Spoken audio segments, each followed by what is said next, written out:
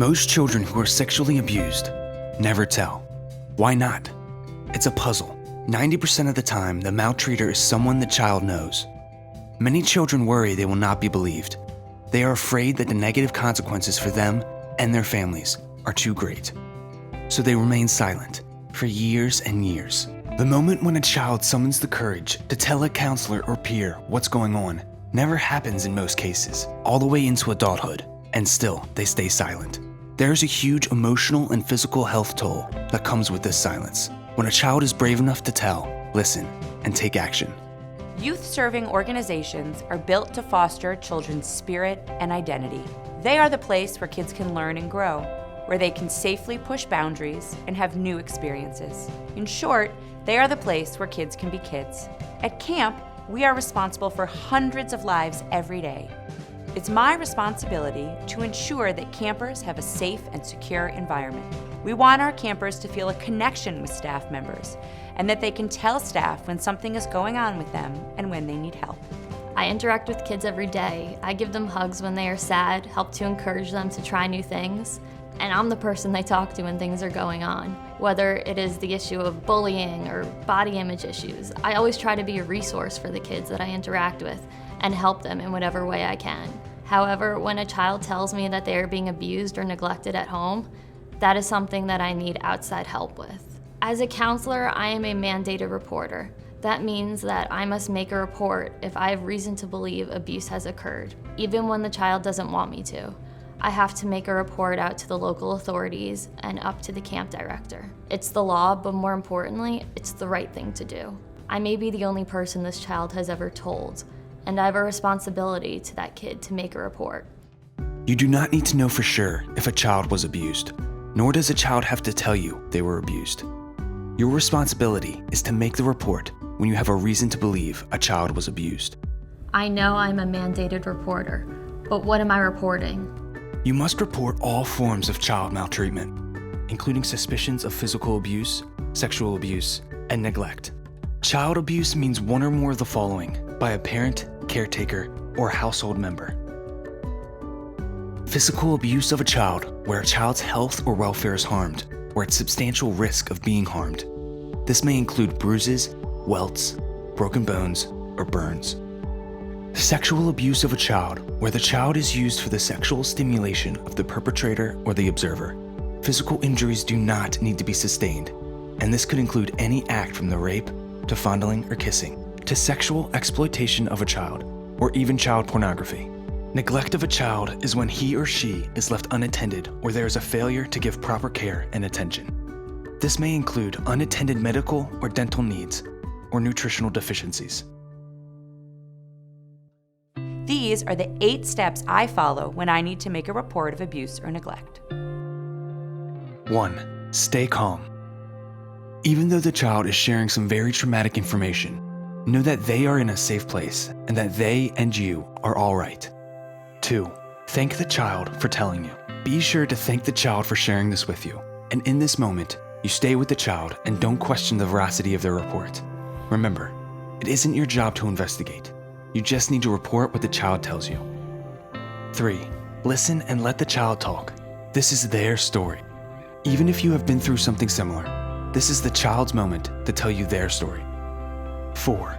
Take notes. It's okay to pull out a pad or a piece of paper and a pen, or even your phone to take notes. Tell the child everything you have to say is really important, and I don't want to forget.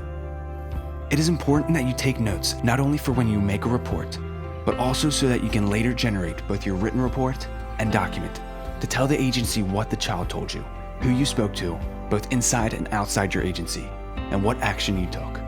5. Ask open-ended questions. Ask simple questions. Don't dig for information, and don't ask for more than a child is willing to give you. Know that when you make a report, it's helpful to have the following information: name of child, age or date of birth, location of child currently, basic description of nature and extent of the abuse. Follow-up questions are usually not needed. The fewer the questions, the better. It's okay if you do not have all of this information. Still, make a report. 6. Tell them you will help, but do not make promises. You cannot promise a child that you won't tell anyone or that you will keep their secret, because you are legally required to report. By making a report of abuse or neglect, you are honoring the trust that a child has placed in you, not breaking it. Even if a child tells you that they have a secret and you cannot tell, you cannot make that promise, because your job is to keep them safe. And if someone is hurting them, you have to say something. 7. Report up and report out. Report up to your agency's director or their designee. Report out to local authorities. 8. Document. And follow up by documenting and sending a written report within 48 hours. YSO professionals are required by law to report up to the director or the director's designee, and to make an oral report out as soon as possible to your local Child Protective Services, or call your local police, 911. Submit a written report within 48 hours to Child Protective Services and your local state's attorney's office. You don't have to know for sure. If you suspect abuse, don't delay. Report. What if I'm wrong? Mandated reporters are immune from civil liability and criminal penalty for reporting. Even if there's no abuse, there might be services the family needs. Additional resources might promote a positive change for the family. The youth serving professional is often the one to create the outside edges of the puzzle.